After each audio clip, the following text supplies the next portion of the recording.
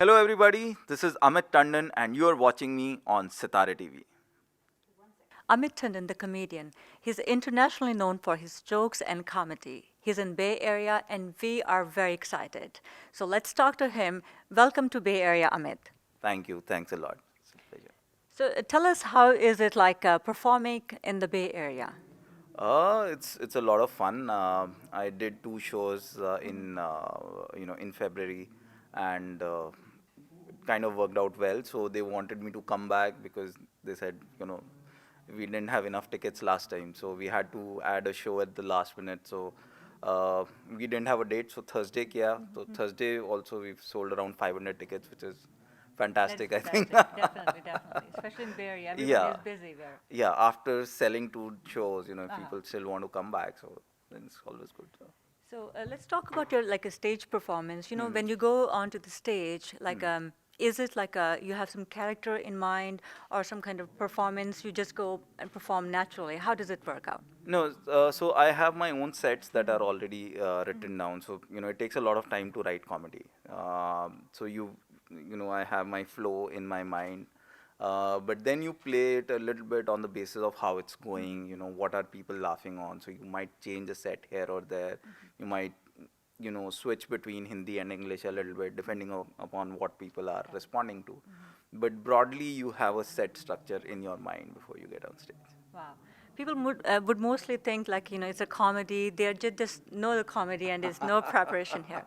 So how long it takes like for, let's say, 30-minute show, what kind of preparation and how long you prepare for something Uh, like this? it takes around, for a 1 hour show to develop, it takes you around 8 to 9 months. Oh my God, good Yeah, Lord. No it's one would ever think about that here. no, no, no. It takes a lot of time because when you start working. So how it starts in a joke is it's a little technical. So I'll. No, don't worry. Sure. Huh? Go ahead, yeah. So how it starts is that you have a thought in your mind. That this is what I find interesting. You start taking that thought on stage, okay, and you'll have some lines around it. Then you start building it up. A lot of lines will come on the stage, uh, and slowly you build your story. So in my case, what I do is that I work on the entire bit on the stage itself. I'll take a 2 minute thought, develop it to 3 minutes, 4 minutes. I start adding tags, and it develops up to a 10-minute story slowly. Okay. So typically that set will take around 20 performances before it starts tightening up. Wow. So good tight set that you will see on stage, it's been around for like 25, 30 shows, 40 shows before it becomes like really tight, tuck, tuck, tuck, tuck, tuck, tuck, punch, set up, punch, set up. So it takes a lot of time to develop a thought and, build a good funny set. So Yeah. that's the process. Yeah. Sometimes you think that joke is going to be good, but the audience may not like, and. Yeah, so end of the day, so in our case, there is nothing called, riyaz, okay, as in, That's so true. Yes, so true. so, in singing, there is riyaz. You can, set up your sur and probably, uh, you know, another musician can tell you what is working and what is not working. Whereas in our case, the only judge is audience. Okay, a lot of times we will think that this thought is very funny, but then the audience won't laugh at it. Yeah. And then you'll say that this part is just a setup, but they'll laugh at the setup itself. They'll not laugh at the punch so much. So that's the entire. So you develop it over a period of time that okay, this is working, this is not, this is working, this is not, this has to be removed. So you throw away some pieces, you add some pieces. So It all comes together. yeah. Wow. So does comedy come naturally? Like, are we just born comedians, or is it like a craft that you build like with time? It's actually a mix. Okay. Okay, there is a certain sense that you need to have, uh, and then the rest of it, yes, you develop over a period of time. So you get on stage, and because how I look at myself is that I'm not a stand-up comedian. I'm basically a writer who's been getting on stage so many times that I have been able to figure out my timing, okay, and how to manage the audience, okay. I see. That's how I look at it, because my writing, I know, I'm a good writer. I've been doing it for a while. I know my observations are, a little different from how people watch things, minutely. But developing the set, I think, I've started doing that only because I've been getting on stage too often. So. I see. Now, did you always know that you can be a good comedian, or it came with time? No, it came with time. In the beginning, you never know what's going to work, what is not going to work. There's a lot of failure that you go through. Like it would have taken me around 2.5 years before I started doing tight 15 minutes on stage. Wow, So that it is. takes, it takes you around 2.5 years, 3 years to develop your first 15 minutes. Then you slowly start building up. I think 3 years before I was doing half an hour on stage. So, but after that, the speed changed for me. Like for 3 years for that half an hour. Then in 3.5 years, I had like 1 hour of jokes with me. And then onwards, it's been developing and developing. Wow, it's amazing to know how much work goes behind Yes, comedy. yes, We yes. would It's think not. it's not just like coming out. Ah. Okay, and tell me, what was your parents' reaction when you told them, especially after being an engineer and MBA, what was their reaction that when you told them that you're going into comedy? This honestly was not that tough for me because I was running my own business. Okay, so when I got into comedy, I had I had set up my business already and was doing pretty well. So I had my income stream coming in. So even when I got into comedy, I didn't just leave my business. So for them, for parents, the biggest challenge is that is he making enough money to support his family? Okay, that's their biggest Yeah, concern. that's the biggest concern. So I was making enough money for the family, so they were not like, okay, so if he's pursuing a hobby, let him pursue. But then it kept on growing, and so it just added another income stream to what I was already making, so they were Okay, happier. they're happier. But they were concerned when I closed my company. So I closed my company in October last year. So they were like, why are you closing it? But by that time, they were also getting a lot of feelers from other people that, they would recognize me and they'll be like, okay, so we know him. So they're like, okay, so it seems that he has a decent Things coming in. career coming up. Coming So. up. As you just said, you were managing like a business. So when you were starting as like a comedian and then there's a business, Yeah. these two are very challenging and they take a lot of time. Yeah. So what was the main challenge to maintain the two? So I started my HR firm like 10 years ago. So first 5 years we grew big time. Like we started from 2 people, and in within 5 years, I had taken it to around a 50 people team. So we're one of the fastest growing HR firms in India at that time. I see. Challenge was that to maintain that pace along with comedy, and that didn't happen. But so when I got into comedy, what it meant was that my business was taking a hit in terms of growth. Okay, it was not growing that fast, but it was still making enough money for me to justify, at my home that okay, I'm still making way more money than I was making in my job. So that kind of justified it. So I couldn't really, give my 100% to the business. So if you're asking me that how did I maintain the balance was not there. Yeah. Because I started loving what I was doing in comedy as compared to my HR business. So slowly the focus shifted. The business took a hit. So we went from like 50 people. We were okay there for a couple of years. Then we started going to 40, 35.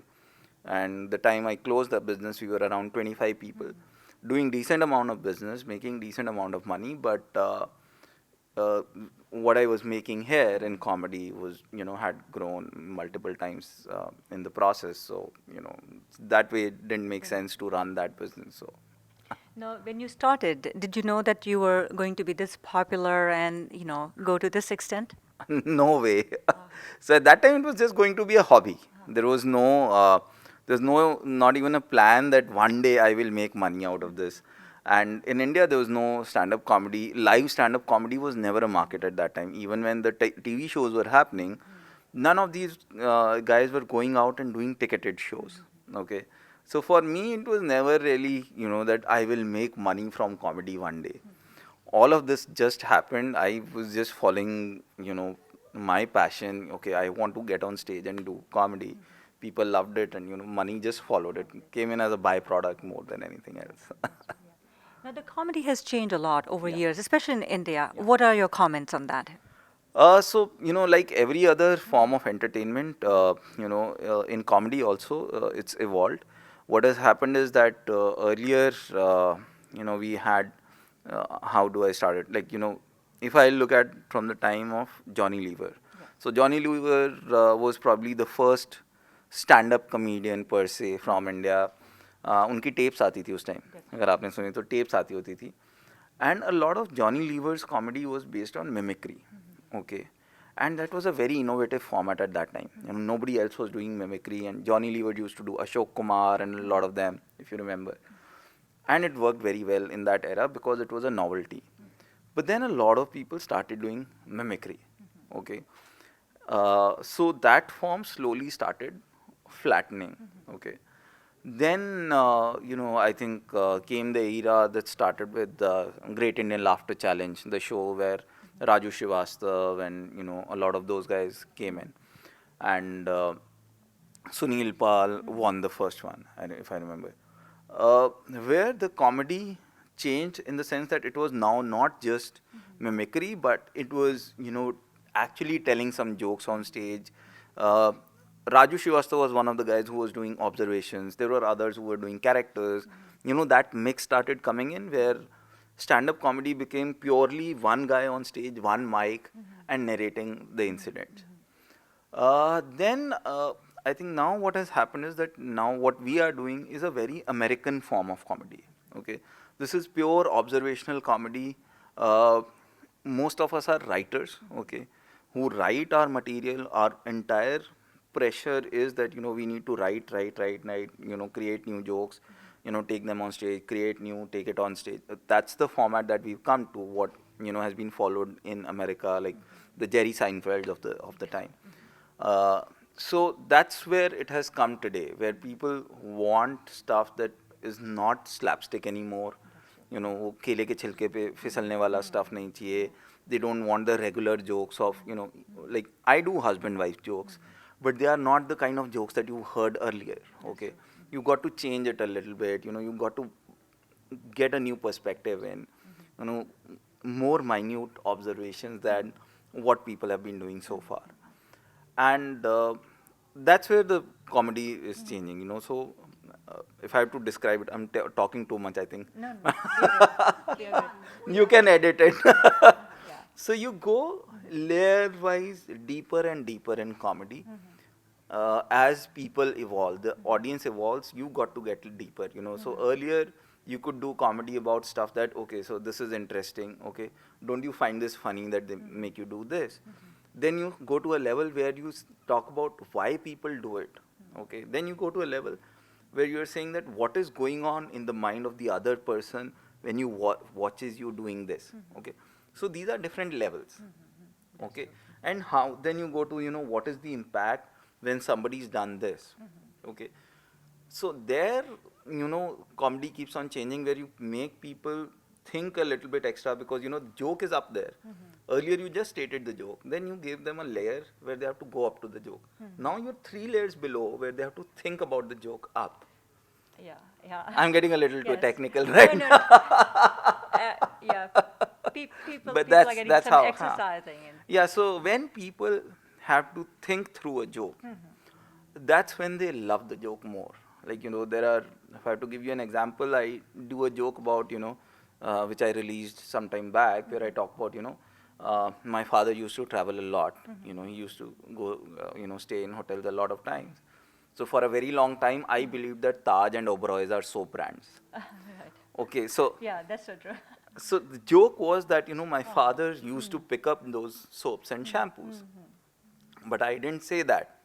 When I say that I thought that, Taj and Oberoi's were soap brands, it would typically take them, the audience, half a second before they started getting the joke. Yeah, yeah. But when they get the joke, they love it Love much, that. much more than me just getting on stage and saying, we all go and we pick up the, soaps and the shampoos.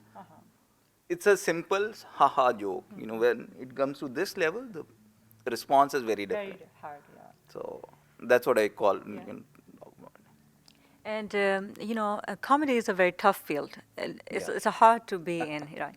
And so, what would you like to suggest or give any suggestions to upcoming comedians? To upcoming comedians, the only suggestion that I give is that, be honest in your comedy. Try to do stuff that is going on in your mind. Don't try to do stuff that you think is going on in the market. Okay, a lot of people try to go with the trend. I think it's better to tell your own story, be original. That's all that I want to tell people. When you prepare for a performance, do you keep audience in mind, or do you think audience is more or like the same? Uh, 80% of the time, I do stuff which is same, whether it's in India or in US, but I would modify the remaining 10, 15%, 20% according to the local conditions, because most of the people who are coming to watch me have seen my videos, so they know the kind of comedy I do. Okay, so that work I don't have to do, so they already know what they're coming for in terms of the kind of comedy, the mix that I will talk about. But then I add that 15-20% to bridge that gap where I want to talk about them locally.